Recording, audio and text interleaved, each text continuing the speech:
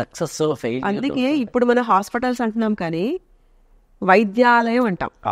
వైద్యాలయం అంటే అక్కడ మనకి జరగాల్సినవి జరుగుతూ ఎలాంటి దాంట్లో వెళ్తున్నాము అంటే ఇప్పుడు హాస్పిటల్స్ డిసీజెస్ ని తగ్గిస్తాయండి,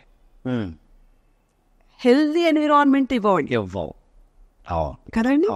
మన వైద్యాలయాలు అంటే holistic traditional way of living లో దిస్ కెన్ బి పాసిబుల్. దాన్ని మనం చూడాల్సిన దృక్పథంతో మాత్రమే చూస్తే అర్థమవుతుందండి. మనం ఓ ప్రాబ్లం వెళ్ళామనుకోండి, నీకు తగ్గదు అంటే ఇంకా భయపడిపోతాం కదండి. Even modern medicine was not like that. అందులో ప్లాసిబో ఎఫెక్ట్ అనే పదం వాడతాం కదండి, చాలా సింపుల్ కాబట్టి.